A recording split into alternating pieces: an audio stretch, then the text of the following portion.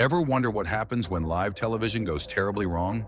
Stick around for our #1 story, where a reporter captures the exact moment he discovers his friend's dismembered body has been found. Spoiler alert, his reaction will haunt you. From a comedian dying on stage while the audience keeps laughing, to a hostage situation broadcast live to millions. Today's episode features not one, not two, but 3 moments where what was meant to be routine TV turned into real-life nightmares. Hello everyone, welcome to Wow Amazing. In this video, we will go through our countdown of the top 10 most disturbing moments ever captured on television. But before we begin, we would like you guys to subscribe to Wow Amazing and hit the notification bell so you do not miss out on shocking and eye-opening content that will surely leave you speechless. Now buckle up, because this episode is absolutely packed with moments that prove truth is not only stranger than fiction, it's often more terrifying. Number 10, Just Like Mom's Unwanted Kisses. In the early 1980s, Canadian television brought viewers a seemingly innocent game show called Just Like Mom. The premise was simple: mothers and their children competing in playful games, answering questions about each other, creating memories that would last a lifetime. But beneath the show's cheerful exterior lurked something that would make modern viewers cringe. When Fergie Olver took over as host, the show's tone shifted from innocent fun to something that would get a network executive fired, arrested, or possibly both in today's world. His interactions with young contestants, particularly girls, often crossed boundaries that should never have been approached on a children's show, or anywhere else for that matter. Cameras captured him repeatedly requesting hugs and kisses from visibly uncomfortable children, using the game show format as leverage. "Can I have a hug and a kiss?" he would ask, his voice carrying an unsettling tone that makes your skin crawl just hearing it. "I can't have one even if I say you're going to win the show." Yes, nothing manipulative about that approach at all.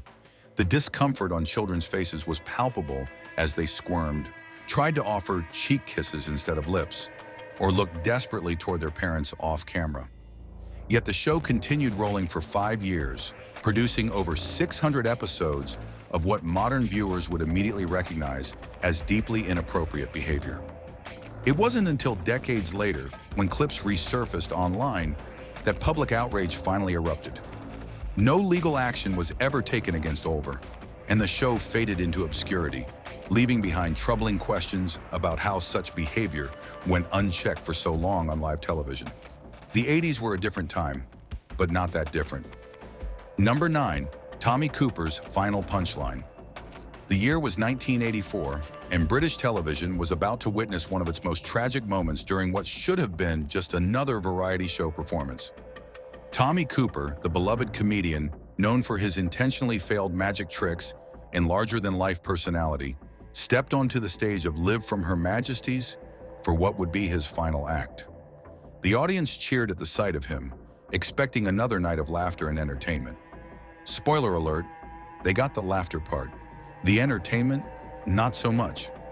Cooper had always battled severe stage fright, a crippling anxiety that plagued him before every performance. To cope with this fear, he turned to alcohol, a choice that would eventually become an addiction that controlled his life. Even as his career soared, he would often show up late to shows, rushing through performances in an alcohol-induced haze. That night, as millions watched from home, no one suspected anything was wrong when he suddenly collapsed mid-act. The audience, used to his comedic stumbles and pratfalls, laughed, thinking it was all part of the show. For 12 agonizing minutes, as Cooper lay motionless on stage, the laughter continued. His signature fez had slipped off his head, but still the crowd couldn't believe that the great Tommy Cooper, the man who made his living from stage clumsiness, was actually dying before their eyes. Stagehands, eventually realizing something was terribly wrong, dragged Cooper behind the curtain, not wanting to break the illusion of live television. The show continued as if nothing had happened. While backstage, desperate attempts were made to save Cooper's life, but it was too late.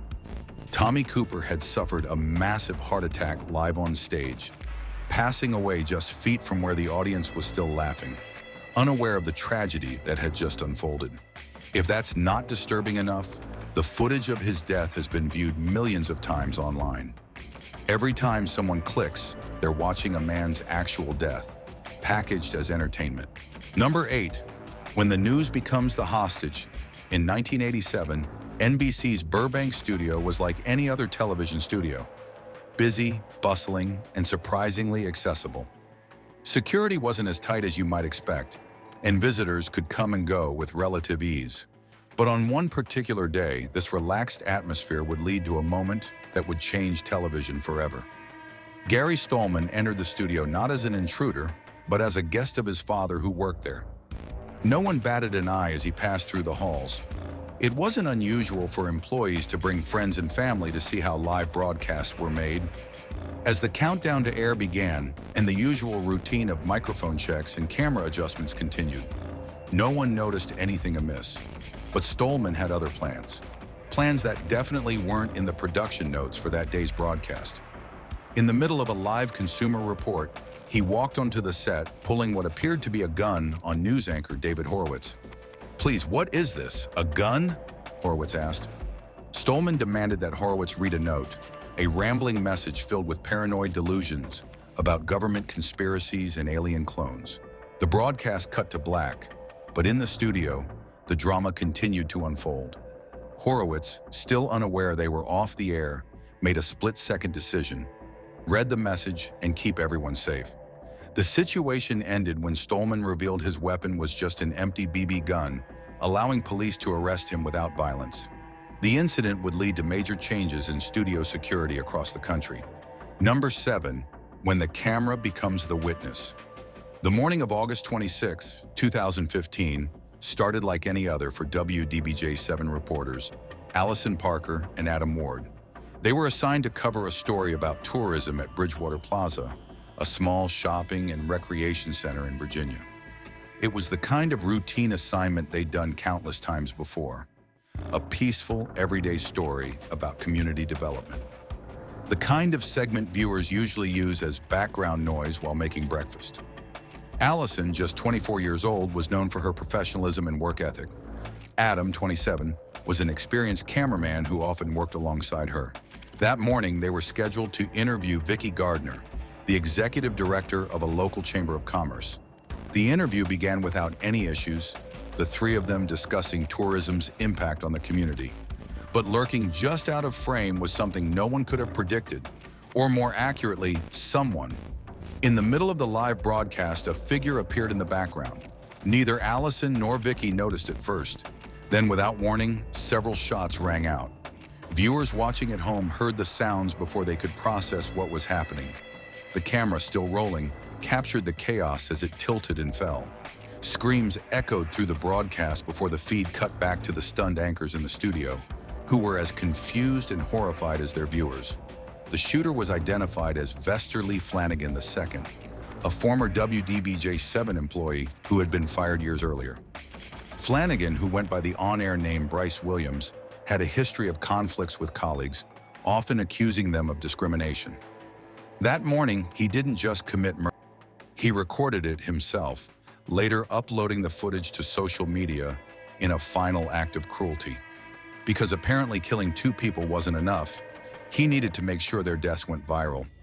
What makes this even more chilling is that Flanagan knew exactly what he was doing. He was a former TV reporter. He understood camera angles, broadcasting, timing. He waited until they were live. He made sure he was in frame. This wasn't just... It was specifically choreographed for maximum media impact. And in our social media age, it worked exactly as he planned. Number 6. When fiction becomes too real. In 1985, Mexican television brought viewers something unprecedented. A show called Mujer, Casos de la Vida Real, that aimed to recreate real-life stories based on viewers' letters.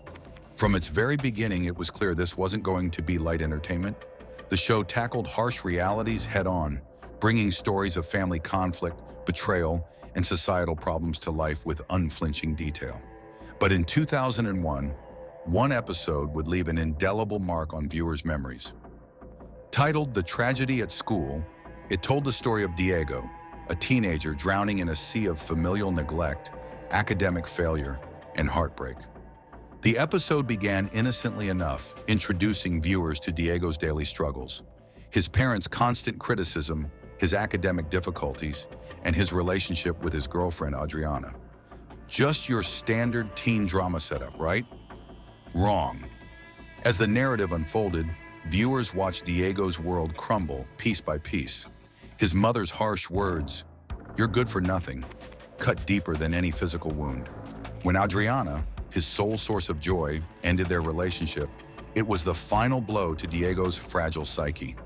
The episode was building to something, and viewers were starting to realize this wasn't going to have a heartwarming resolution. The episode's most haunting moment came during a classroom scene. Diego sat silently at his desk, enduring yet another reprimand about his failing grades. The camera lingered on his face, capturing an expression of despair that viewers would never forget. When he confronted Adriana one final time before killing her, his words, "You don't understand. You were my everything," carried the weight of his coming decision. A decision that would shock even the most hardened viewers. What viewers didn't expect was the brutally realistic depiction of a school shooting that followed. The sound of gunfire, the screams of students, the blood-spattered classroom, all presented with a realism that left audiences in shock. The episode ended with Diego turning the gun on himself, the camera unflinchingly showing his final moments. No cutaways, no gentle fades to black, just raw, unflinching horror. Mexican television authorities received thousands of complaints, but the episode's defenders argued it served as a necessary warning about the consequences of bullying and parental neglect. Either way, the tragedy at school remains one of the most disturbing pieces of scripted television ever broadcast, precisely because it felt so terrifyingly real. Number 5, when a game becomes a funeral. The Bradford City Stadium fire of 1985 stands as one of the most horrific moments ever captured on live television. What should have been a day of celebration, Bradford City had secured the 3rd Division championship, turned into a nightmare that would haunt British football forever. 56 people went to a football match that day. They never came home. Valley Parade Stadium was packed that sunny Saturday afternoon, with thousands gathering to watch Bradford City play Lincoln City. The wooden main stand, built in 1908, had served countless matches over the decades. But beneath its seats lurked a deadly combination. Years of accumulated trash, old newspapers, and food wrappers that had never been cleared away. A disaster waiting for a spark, literally. At around the 40-minute mark of the match, a small wisp of smoke appeared from underneath the wooden seating area. Most didn't notice at first. It seemed too minor to worry about. But what started as a tiny flicker quickly evolved into something far more sinister. The commentator's voice, initially calm and composed, grew increasingly horrified as the situation unfolded. "We've actually got a fire at the stand on the far side of the ground, and that looks very nasty indeed." Within minutes, what had been a joyous afternoon turned into a scene of unspeakable horror. The fire, fueled by decades of accumulated rubbish, spread with frightening speed. The wooden structure, dried out by years in the sun, became an inferno. The footage, broadcast live to millions, showed people on fire jumping from the stands, desperately trying to escape the blaze. Others climbed over railings or pushed through the crush of bodies toward exits that quickly became blocked. All while TV cameras, there to capture a simple football match, instead documented one of Britain's worst sporting disasters. Number 4, when entertainment becomes a death trap. The death of Owen Hart during WWE's Over the Edge pay-per-view in 1999 remains one of professional wrestling's darkest moments. Owen, born into the legendary Hart wrestling family, was known for his technical skill, high-flying moves, and ability to entertain crowds whether playing hero or villain. That night, he was set to make a spectacular entrance as his superhero character, the Blue Blazer. Instead, he made wrestling history for all the wrong reasons. The stunt seemed simple enough. Owen would descend from the rafters of the Kemper Arena like a superhero, attached to a special harness. Once close to the ground, the harness would release, letting him fall flat on his face in a moment of comedic relief. He had done similar stunts before, but this time, something was different. Sometimes different becomes deadly. The harness being used had a quick release feature that required very little force to disengage. At exactly 7:38 p.m., something went terribly wrong. Owen was released from the harness too early, falling 78 feet to his death. The crowd, initially believing it was part of the show, watched in confusion as paramedics rushed to the ring. The line between scripted entertainment and real tragedy had never been so brutally crossed. Behind the scenes, WWE officials faced an impossible decision: stop the show or continue to prevent panic. Vince McMahon chose to continue the event, a decision that would spark controversy for years to come.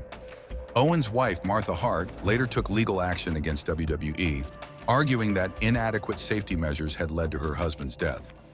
What makes this situation uniquely disturbing is not just that a man died on what was essentially a live entertainment broadcast, it's that the show continued. While Owen Hart's body was taken away in an ambulance, fans in the arena were treated to matches as if nothing had happened. The show must go on, they say. But should it? Number 3, when music becomes a funeral pyre. The Station nightclub fire of 2003 in West Warwick, Rhode Island, began as a night of excitement and ended in unimaginable tragedy. Great White, a popular rock band from the 1980s, was set to perform at the small venue. Over 460 people packed into a space meant to hold just 404, creating a deadly combination of overcrowding and limited exits. A recipe for disaster that would cook up faster than anyone could have imagined. As the band took the stage, their pyrotechnics display, meant to add excitement to the show, instead ignited the highly flammable foam insulation lining the walls and ceiling. Within seconds, what many thought was part of the show revealed itself as a deadly inferno. The fire spread with terrifying speed, thick black smoke filling the room as panic set in. The same foam that was meant to improve the venue's acoustics became the fuel for its destruction. The tragedy was captured on camera by a local news team who had been there to film a story about nightclub safety, a cruel irony that would provide crucial documentation of how quickly disaster can strike. The footage shows the first sparks hitting the foam, the rapid spread of flames, and the desperate rush for exits that would become blocked by the sheer number of people trying to escape. A perfect storm of bad luck, poor planning, and terrible timing. In less than 90 seconds, the entire club was engulfed. 100 people lost their lives that night, many trapped by blocked exits or overcome by smoke while searching for ways out. What makes this footage so haunting is the timeline. The cameraman starts filming the band. 20 seconds later, you can see small flames on the wall. At 40 seconds, people are still casually filing toward the exit. By 90 seconds, people are trapped, screaming, being crushed against doors that wouldn't open. From normal night out to death trap in less time than it takes to microwave popcorn. And we have it all on video. Number 2, when morning coffee becomes a hostage crisis. The Lindt Cafe siege in Sydney 2014 turned a peaceful Monday morning into a 16-hour nightmare broadcast live across Australia.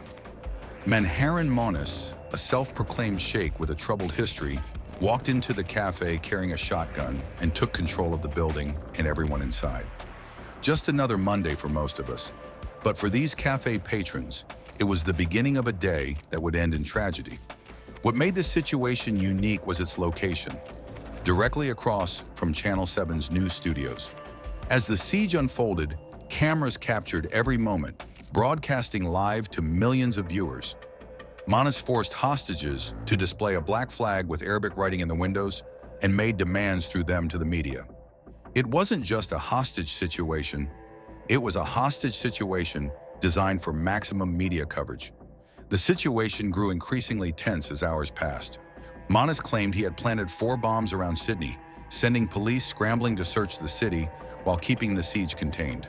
His threats, though later proved false, created citywide panic and forced evacuations of major landmarks. All while the cameras kept rolling, turning private terror into public spectacle. The siege ended in tragedy when Monis executed cafe manager Tory Johnson, forcing police to storm the building.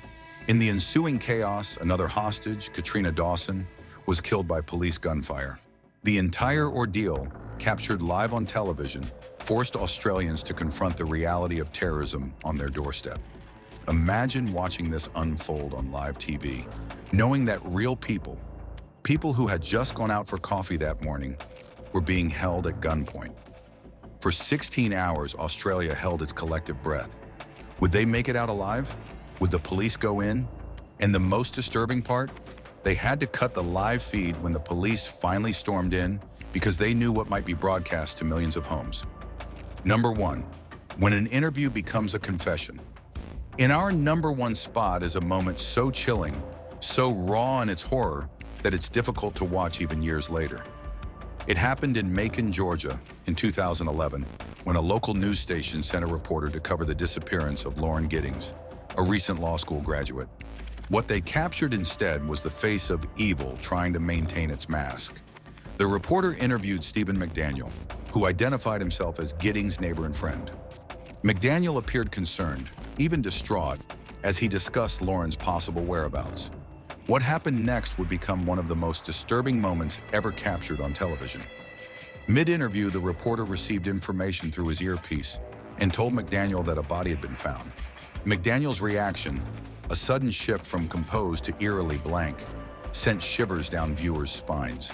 The camera caught everything: the way his posture changed, how his breathing became shallow, the emptiness that suddenly appeared behind his eyes.